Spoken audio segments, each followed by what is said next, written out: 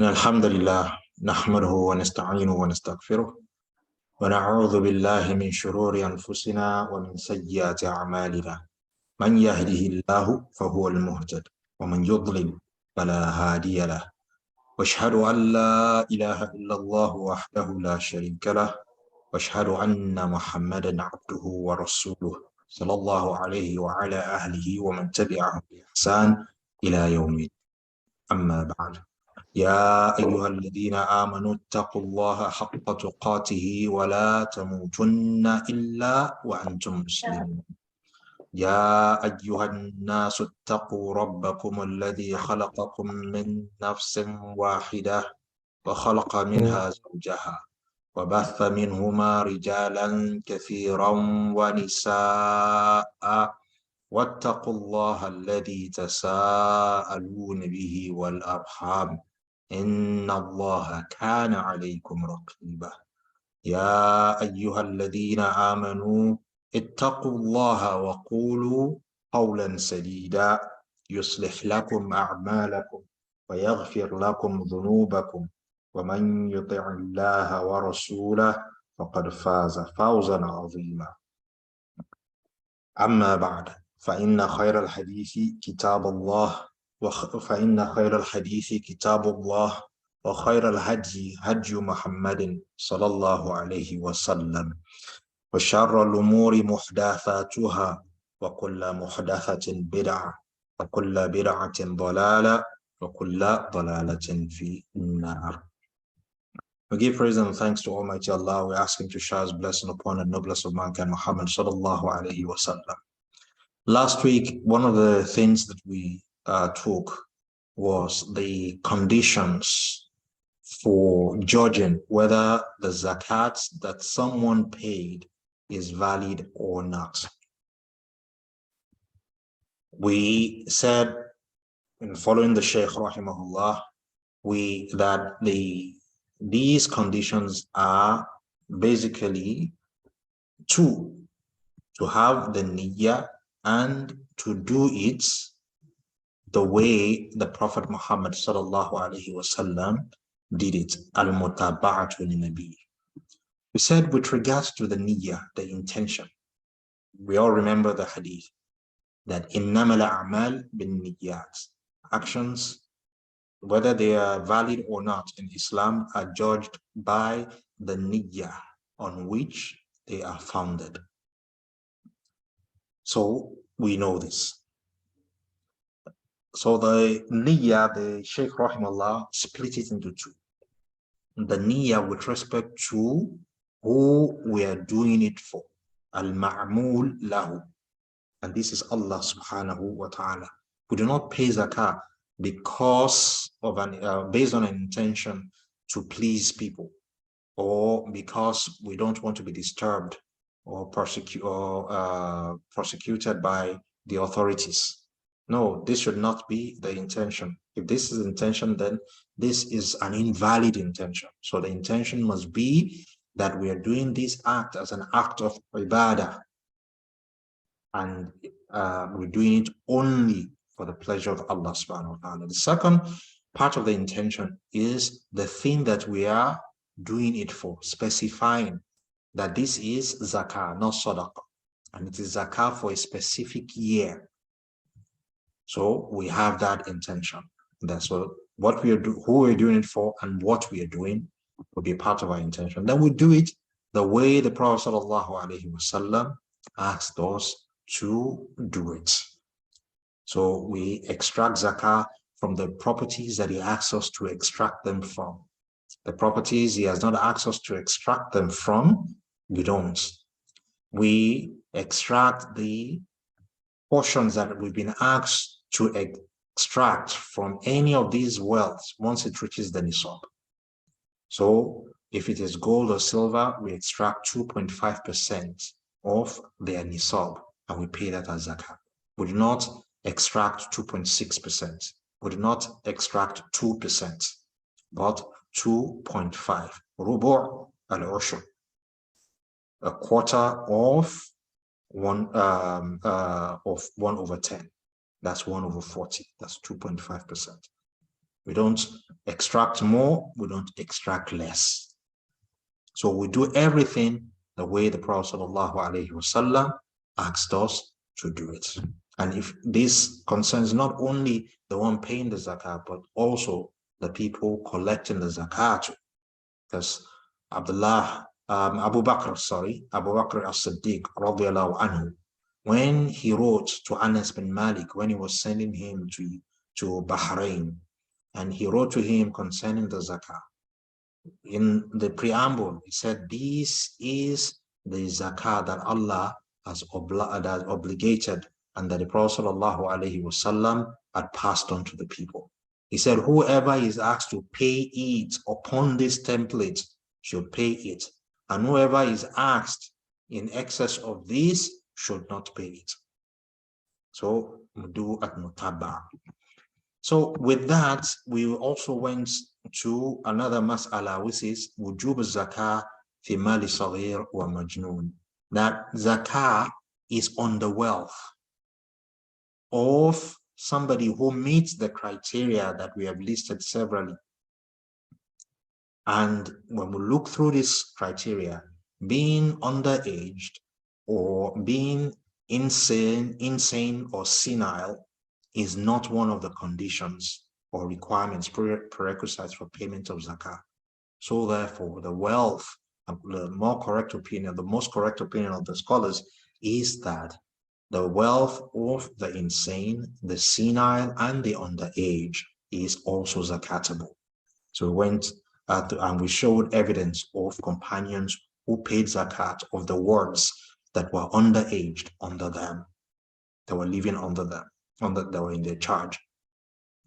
Now, so today, inshallah, we'll continue with another mas'ala. You know, these masail, these topics are topics that the Sheikh rahimahullah, Sheikh Al-Qahtaaniy said are important to note in the understanding and knowledge of zakah. So this is al-mas'alatu al-thamina, the eighth of those topics. It says al-mal al-mustafad. We have treated this, previously under another, heading. He's just bringing it in here again at in another context. Al-mal al-mustafad, money that is earned wealth. بغير ربح التجارة. And this earned wealth is not profit. Money can come, you can earn wealth as profit from a prior investment. And you can also earn wealth independent of any prior investments. For instance, you can inherit, you didn't invest anything in that. The person who owned that wealth died. You happen to be one of those that Allah subhanahu wa ta'ala had given a portion to, or you happen to be one of those that the deceased had written a will to benefit from his maximum of 1/3, 1/3 of his property. So that's how you earned it. You didn't invest anything prior.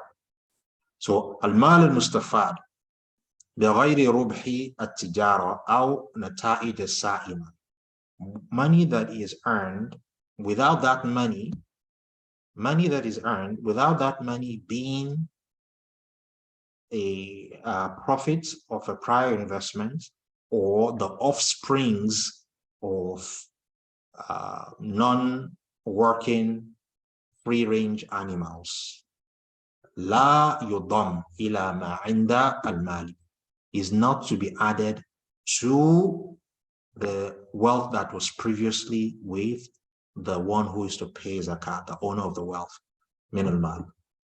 And this is, if you inherited $1 million, for instance, and before inheriting it, you had a nisaab. Let's say you had another $1 million, and you are going to pay 2.5% of this fiat money as your zakah. 1 month before the zakat is due on the 1 million that you had, Your dad died and you inherited 1 million from him. So you now have 2 million. What the Sheikh Rahimahullah is saying is that this second 1 million, this inheritance of 1 million is mustafad. You earned it. However, it is not a product of an investment that you had, of the 1 million that you had previously. Because it is not that, you will start counting the hawl, the tenure for payment of zakah of the second 1 million from the day you received it. You will not add that second 1 million to the previous 1 million. The same thing if you had 100 sheep, or let's say you had 40 sheep, and a relative of yours died, and you inherited another stock of sheep from him. The new stock of sheep, the hawl for the new stock of sheep will start counting from the day that you receive them. You will not add them to the previous one. So this is what it said, La yudam ila ma inda al-malik min al-mal. It is not added, the new wealth that is not produced from the old wealth that you want to pay zakah on, you don't add it to it. Wa inama yakun lahu hawlan jadida.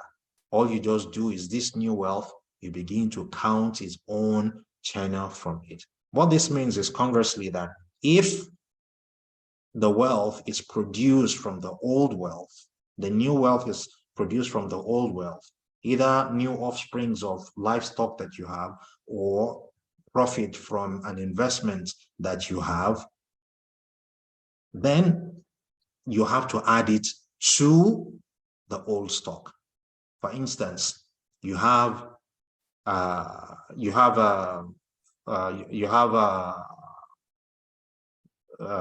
40 sheep.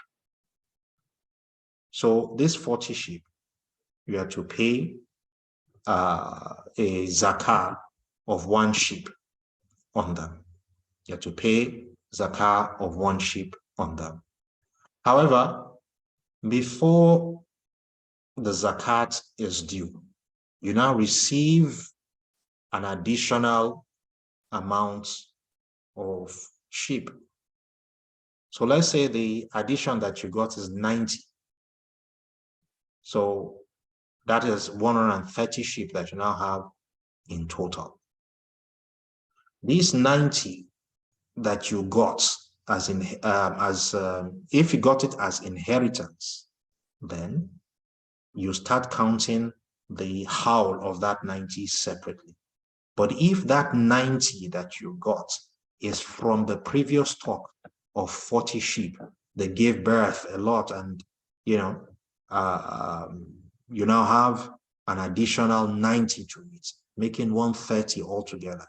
Even if this new 90 sheep were born a month before the zakah for the previous one was due, you will add it. Even if it's a day before, you will add the new stock of 90 to the old stock, because they are products of the old stock. So instead of paying 1 sheep, you will now pay how much? You will pay 2 sheep, because 40 to 120 sheep is you pay 1 sheep. 121 to 200 sheep, you pay 2 sheep. So this is with regards to that example. Now, يبدأ من وقت ما ملكه مثال ذلك المال الحاصل بالإرث وحبة والهدية. Said example of the money that could come, that will be mustafad, that you have to start counting separately for, not joining it to the old stock, is money that could come from inheritance or a gift. wa-Sadaq al-Mara, and also a woman's bride price.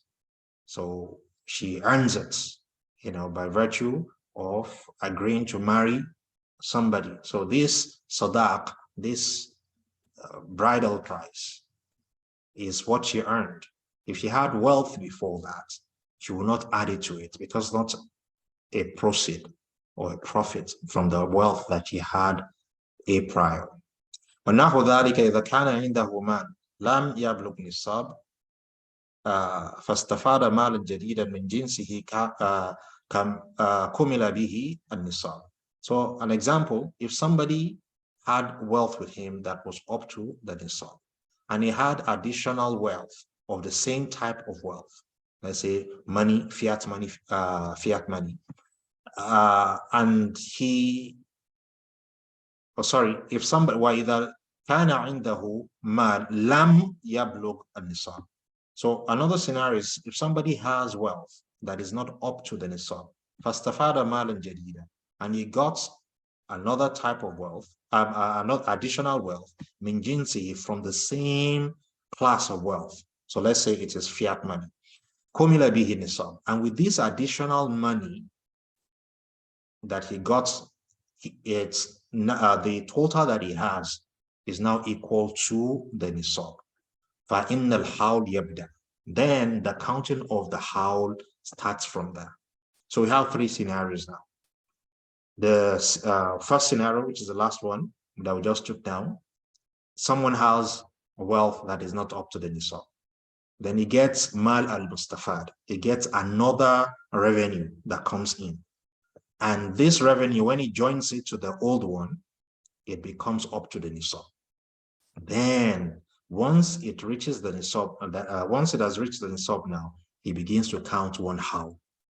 He was not counting any hawl before because the money that he had was not up to the nisab.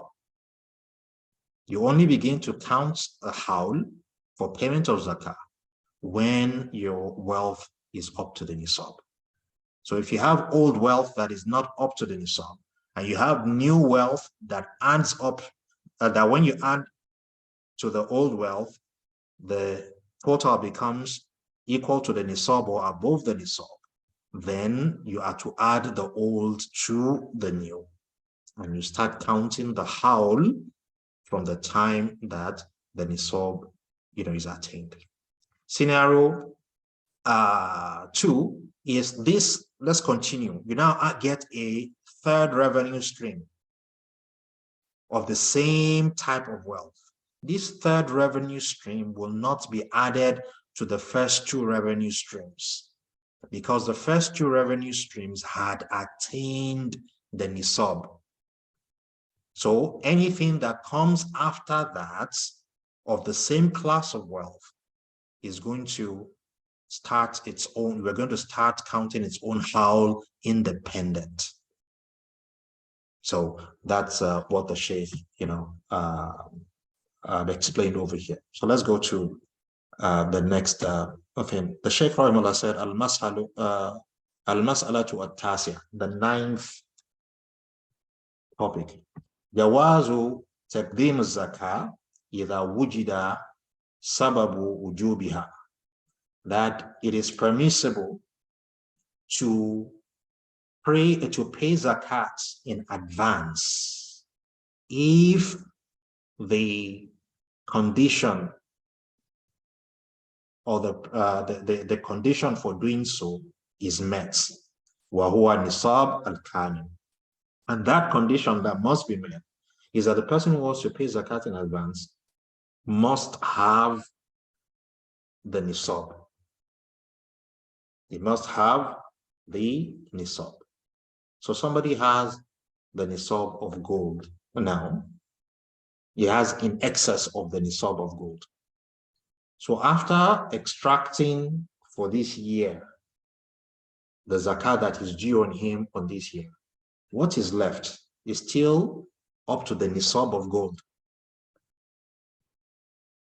So let's say, for instance, he has 500 grams of gold. The nisab for payment of zakah on gold is 85 grams. So out of 500 grams, if he pays 2.5%, he will still have in excess of the nisab for next year. So he's permitted in this case, because it has the nisaab for next year, to do what? To pay the zakah of next year, even though one hawl, the next hawl, has not yet, started, not to talk of even being completed. So this is the condition. Why is it started as a condition? If someone pays when he doesn't have up to the nisaab, then it's not counted as zakah for him. But if he has up to the nisaab, then it is counted as zakah for him. If he prepays, he pays in advance. If he has up to the nisaab at the time that he is paying, then it is counted, his prepayment is counted as zakah for the following year for him. But if it is below that, it is not counted as zakah, it is counted as sadaqah. It is a voluntary zakah, which is sadaqah. But the compulsory zakah, that is a pillar, one of the 5 pillars of Islam, it will not be counted as such if he didn't have the nisaab. So this is what the Sheikh said. لحديث علي رضي الله عنه. And this is based on the hadith of Ali ibn Abi Talib رضي الله عنه, said, أن العباس, the uncle of Prophet sallallahu alayhi wa sallam, سأل نبي صلى الله عليه وسلم في تعجيل صدقته, asked the Prophet sallallahu alayhi wa sallam to give him permission to prepay his sadaqah, his compulsory sadaqah, which is zakah, قبل أن تحول, before the tenure is attained. فَرَخَصَ لَهُ فِي ذَلِكَ, the Prophet sallallahu alayhi wa sallam gave him permission for that. فَأَذِنَ لَهُ فِي ذَلِكَ, and permitted him to do that. So the other versions of the hadith. فَجَازَ, so it is permissible, لِأَنَّهُ تَعْجِيلُ لِمَالٍ وُجِدَ سَبَبُ وُجُوبِهِ قَبْلَ وُجُوبِهِ. So it is permissible. Even in our daily lives we do, it is permissible, because the foundation of why it is permissible is that it is the advancement of money in a situation where the sabab, the need or the premise for payment is found before the actual due date. The premise for repayment is found before the actual due date. So he says, rahimahullah, the Sheikh, ka ta'jil qada'i dayn qabla hulul ajli. Says, he likens it to the payment of a debt that one owes to a human being before the due date. You lent 1,000 dirhams from someone, and you both agree that you are going to pay in a year's time. After 2 months, you got the sabab of repayment. The sabab of repayment is the 1,000 dirhams that you lent. So you have gotten that 1,000. The sabab is now with you. You are not obligated to pay back. The due date is still a year's time. 10 months, down the line. But you now have the sabab. If you pay, nobody will say you've done anything wrong. In fact, people will say that you've done mustahab. The same thing here. Zakat is a loan, is a debt that you owe to Allah subhanahu wa ta'ala. So if you find that money to pay before its due date, then this is mustahab, because the fuqara will have access to it, on time.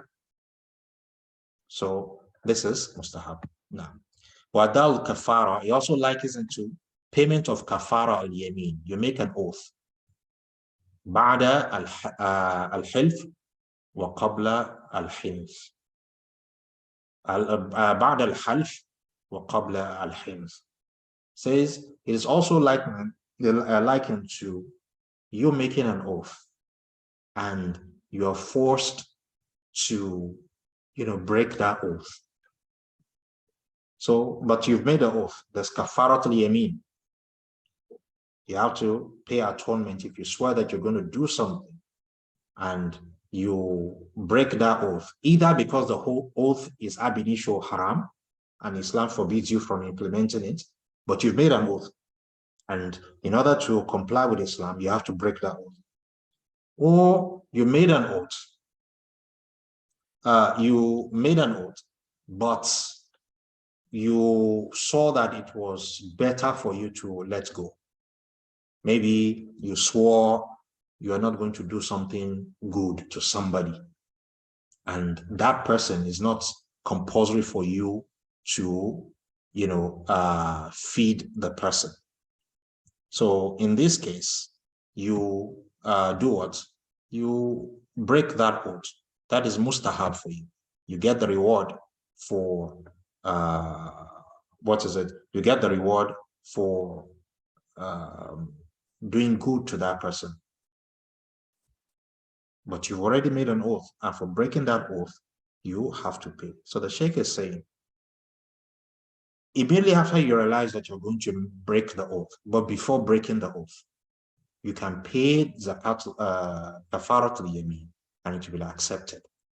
You don't need to wait until you break the oath before now paying the kafaratul yamin. So all these are evidences for, and also kafar, also likened as kafaratul qatl ba'da al-jarh qabla az-zuhuq. You unintentionally, you're running with a knife and you're at the edge, at the corner of a building. Unknown to you, somebody else is running in the other direction at right angles to your own direction, and you both meet at the edge of the building, and your knife pierces into him and he's injured, and it's a fatal blow. It's something that is going to die off. The doctors are not able to save him. So, but before he dies, you pay blood money. So you're allowed to pay the blood money even before the person, dies. So these are all examples that the Sheikh rahimahullah, gave us examples that are similar to someone who is doing what? Who is paying his zakah in advance. Now,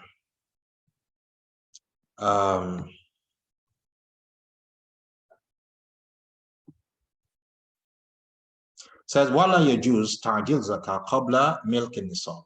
Said it is not permissible to pay zakah in advance before having possession of the nisab. If you have the nisab for this year and you pay zakah out of it, and the remainder is no longer equal to the nisab, then it is not permissible. The more perhaps Allahu A'lam, the better word to use would be that it will not count for you as zakah.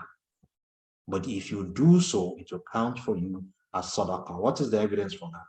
In the letter that Abu Bakr as-Siddiq radiyallahu anhu wrote to Anas bin Malik, he in different classes of wealth, like for instance, in camels, if they are less than 5, he said, there is nothing upon the person to pay a zakah, except the person wishes.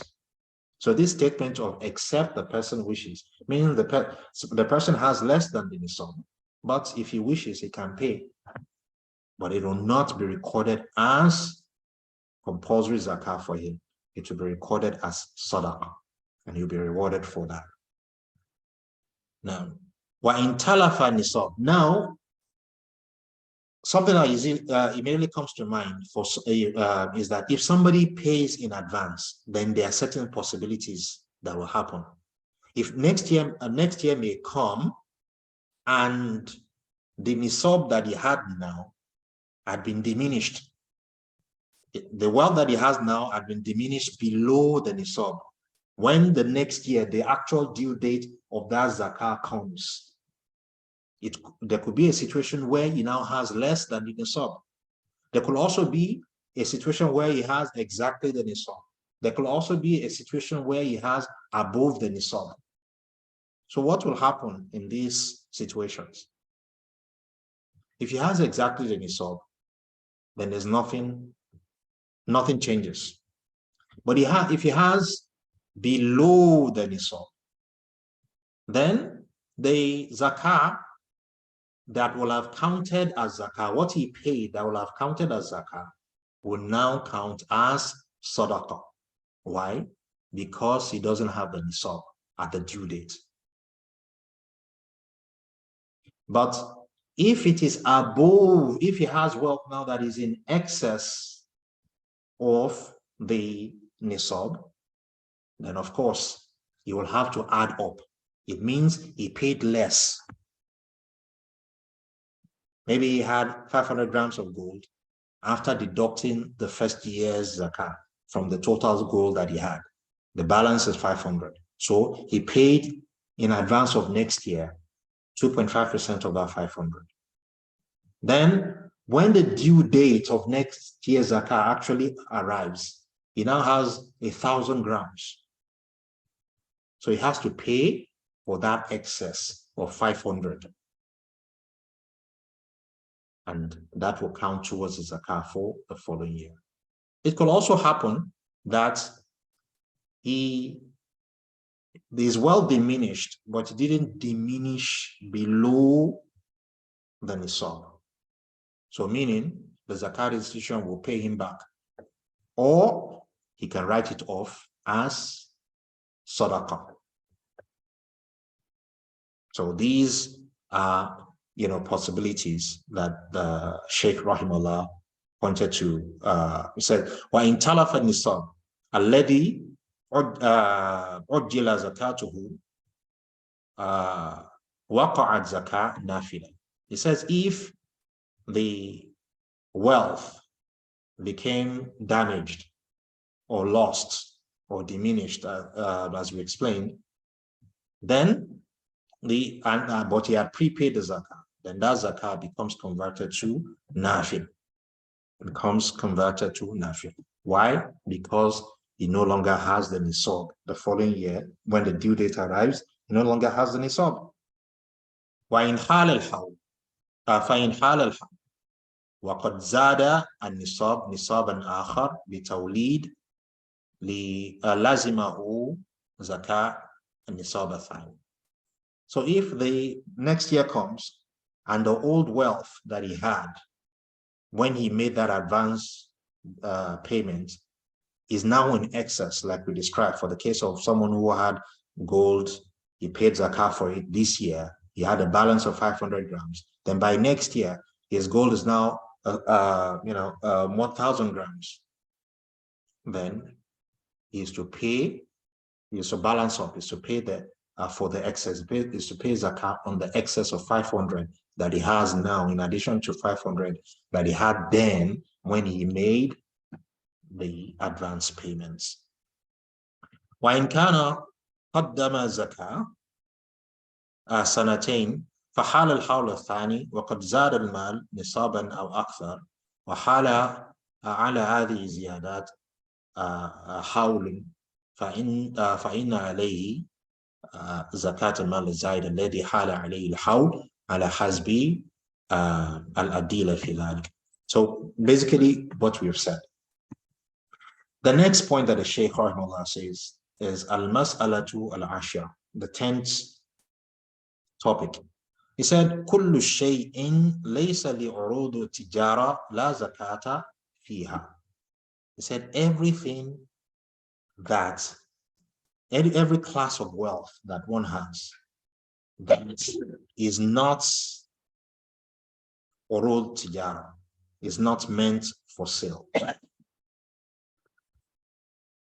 That is not meant for sale, and is also not in those categories of wealth that we talked about. It is not gold that he has or silver that he has, sorry, it is not gold currency that he has. It is not silver currency that he has, he or she. It is not sheep or other livestock, sheep, cattle, camel. It is not rikaz. It is not farm produce. It is not ma'adin. It is not fiat money. Once it is not in any of these 7 classes and somebody has them, then there's no zakah to be paid on them. So he gives example. Kal imarat al-mu'adda lil-sakan. Like buildings that are reserved for living in. They are not trade goods. They are not urud tijara. They are not, gold or silver, anything like that. They are not livestock. They are not in any of those categories. So they are not zakatable. The houses that you live in, that you own, obviously the ones that you rented, they're not yours, because milk, possession, ownership, 100% ownership is a requirement for paying zakah. So the houses that you own, but you live in it, or your wife lives in it, or your child lives in it, or your workers live, in them, there's no zakah. You own them, and these categories of people live in them, then there's no zakah to be paid on them. And you have other houses, nobody is living in them, but you are not selling them either. Then there's no zakah on them. You're not selling them. It's not your intent. You didn't have the intention when you bought them to buy them, wait for the property to appreciate, and you now sell. No. You just bought them for other reasons. Then there's no zakah to be paid on them. Was-Sayarat al-Khasa, the vehicles that you have and you own, that you use, or your wife uses, or your children uses, or your company vehicles, all of this, once you are not selling them or renting them out, there's no zakah. If you're selling them, then the zakah to be paid on their value. If you're selling, everything is equated to fiat money on the basis of either the value of gold or the value of silver. You pay 2.5% of that total value of the product as zakah, once it reaches the nisaab of either gold or silver. But if you're not selling, but if you are doing, what you're doing is renting, then what you pay zakah on is the rental fee that you accumulate. If it reaches the nisaab, then you pay 2.5% on it. Nisaab based on either gold or silver. So if this is not the case for the cars, then there's no zakah on it. While mata'in, appliances that you have, machinery, your dishwasher, your gas cooker, your fridge, and things like this, no zakah. There's no zakah on them. وَكُلُّ مَا يَسْتَعْمِلُهُ الْإِنسَانِ وَلَا يَنْوِي بِهِ تِجَارَةً. Every single thing that someone owns and he does not intend, he owns them and they are not in those 7 categories that we talked about, and he does not, 7 categories of zakatable, property or wealth, and he does not intend to sell them, to trade in them, كَحَاجَاتِهِ الْأَصْلِ, and there is personal effects, كَثِيَابٍ, like his clothing, وَغَيْرِهَا, and other than them, مَا عَدَ الذَّهَبُ الْفِضَّةِ, except for gold and silver. Gold, if you, as a man, if you have gold as jewelry, this is haram for you. Silver is permitted. There's a companion that lost his nose in battle, and a silver nose prosthetic was fashioned out for him. But gold as jewelry, as a man, this is not permissible for you. So if you have it for that purpose, then you pay zakah on it. Meaning that if you have gold for any unapproved reason, any Sharia unapproved reason, you're going to pay zakah on it. If somebody has a gold statue of an animate thing in his house, this is haram for him to pick and to keep. So he will pay zakah on it. He'll pay zakah on it. For a woman, there's difference of opinion among the scholars. The jewelry, is she going to pay zakah on it or not? But for the man, because it is haram for him to have gold jewelry, he will pay zakah on it if he has gold jewelry. If it is gold coins, then he will pay zakah on it because it is a currency. She will also pay zakah on it because it is currency. The dispute is with respect to the gold that is used as jewelry. The gold that is used as jewelry. So that is with that. So all things that one has that is not in the category of, in any of the categories of zakatable wealth, then one is not to pay, one is not obliged to pay zakat on them. If you pay zakat on them, then this is sadaqah that will be recorded for you. Now,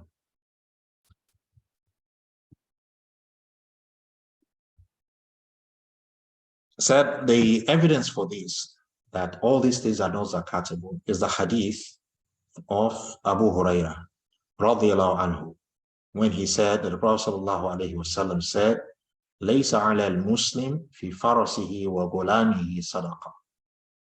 There is no zakah on a Muslim for his horse and his slave. So in another, it says, "Laysa ala al-Muslim sadaqah." There's no sadaqah on a Muslim fi abdihi, and his slave, wa fi farasihi, and his horse. So based on this, the scholar says these are personal effects.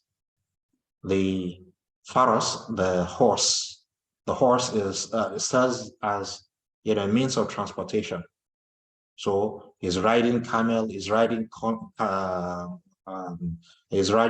donkey, he's riding mule, his car, all of this his plane, his private jet, all of this will fit into that.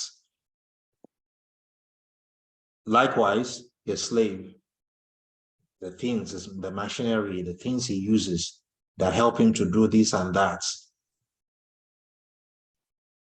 his phone, his computer, his this and that, all these things are personal effects that help him do things, help him live his daily life, that these are not zakatable based on this understanding of the scholars from this hadith. Now,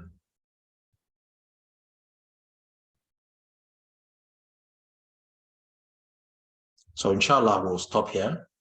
Next class, we'll take the new topic of now, what is the zakah on bahimatul an'am, livestock.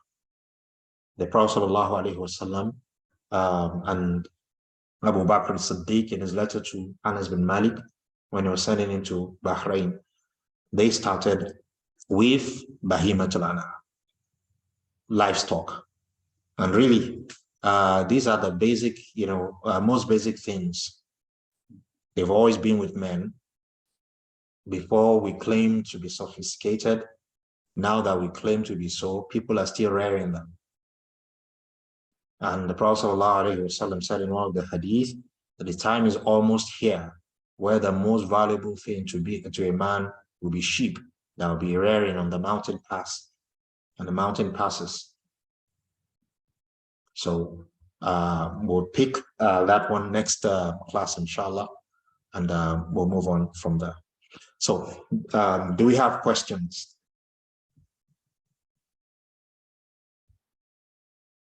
Do we have questions? No, yes, Sheikh. Okay. Yeah, my question is with regards to, for example, what about farm tools that we use in our farm? But maybe other people too, they rent them. No. Are they compatible or not? So if you have farm tools, barakallahu feek, if you have farm tools, the default is that they are not zakatable, because they are things that you're using to help you carry out activities. The same applies to any industrial equipment and things like that that you're using to produce things.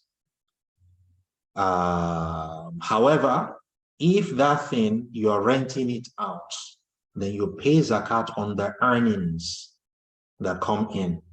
So it's the same thing as renting your house or renting your car, and things like giving your car to an Uber driver or anything like this. So you're renting it out and you're getting proceeds. If the revenue equals the nisaab or gets above the nisaab, then you pay zakah on that, either using gold or silver as your nisaab. Now, any other question?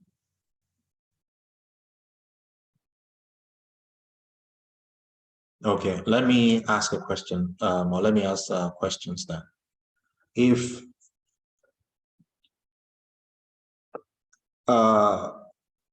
someone dies, a man owned wealth, he owned 1,000 dirhams, or let's say he owned wealth that is at or above the nisaab. Let's say he has wealth that is above the nisaab, and he died before he was able to pay zakah on it, before the tenure of zakah arrived. He started counting the hawl. Another 10th month of counting the hawl, he died. And his son inherited from him what is equal to the nisaab. So how will zakat be paid? Is it that the zakat will be paid before sharing the wealth, or once the child has now inherited what is above the nisaab, you'll pay zakat on that, or it is something else?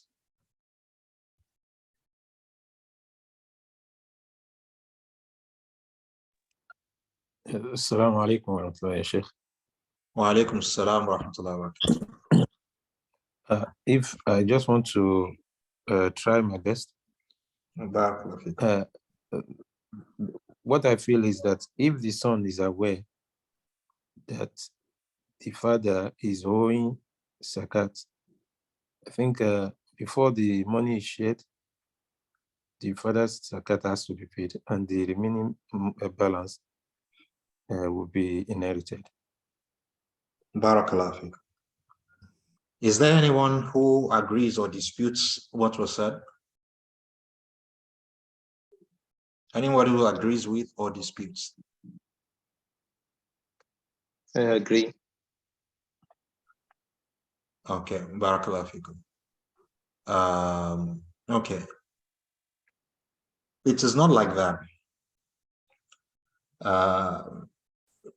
If the father owed zakat, yes, that is what must be done. The zakat must be extracted from his estate before it is shared.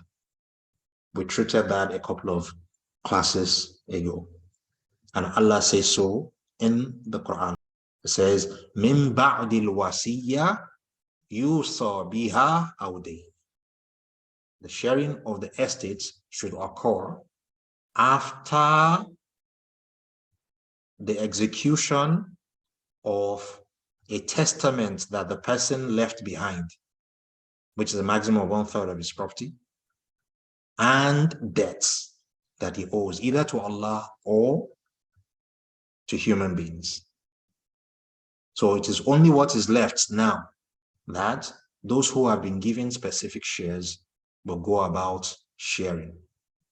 You remove the debts first, then followed by the wasiyah, then what is left, the others share. So if the father, one hawl had passed and he died after that hawl, then this is what must be done. But in the example that I gave, I said in the 10th month of counting his hawl, he died. Meaning he doesn't have any zakah to pay.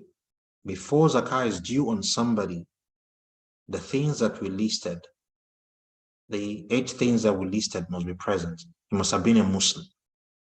He must have been a free person when he was alive. He must have had wealth that is zakatable, not personal effects like appliances, his car, houses that he was living in, and that. No, but zakatable property like we've gone through. That zakatable property must have attained the nisaab. That zakatable property that has attained the nisaab, he must own that property. Then it's not just that he owns a part of it, he must own 100% of it and be able to exert his authority on it. Has tasarruf in it. And this wealth must, have survived during that tenure of the hawl and not perished. If he has all this, then the wealth is zakatable. But an example that we gave said he died 10 months into the hawl. We need 12 calendar months, 12 lunar calendar months for the hawl to be completed. So if he dies there, there's no zakah. Any other debt will be removed from his estate. The wasiyah will also be removed and given to whoever they are due to. Then his son or whoever inherits will look at what he has inherited. If it is below the nisaab, he looks at what money he had before that inheritance.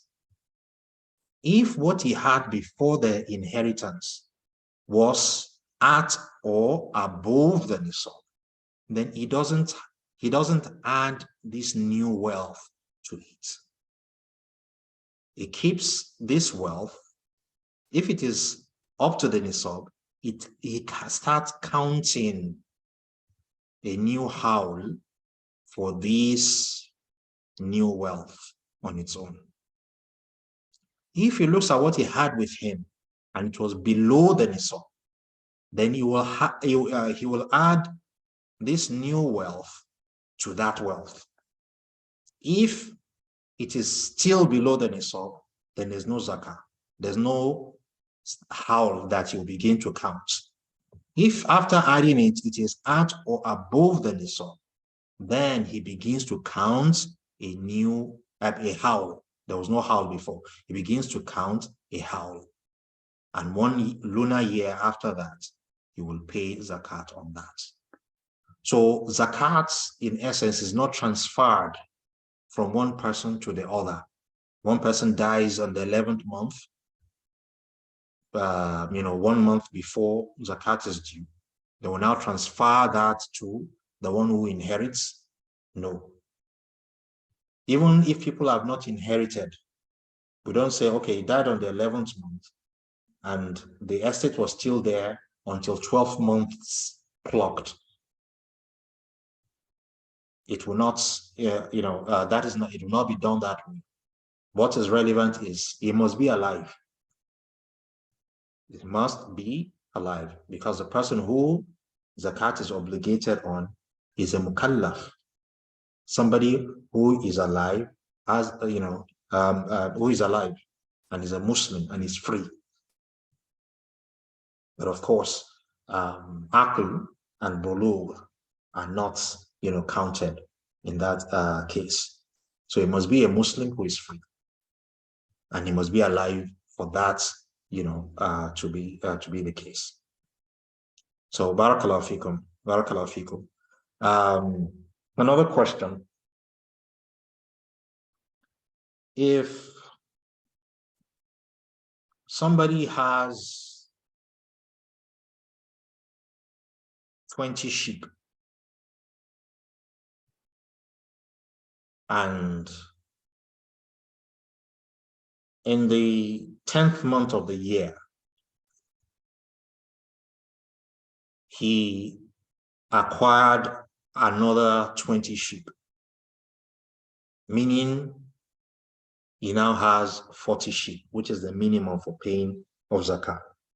What zakah is he to pay on the 12th month?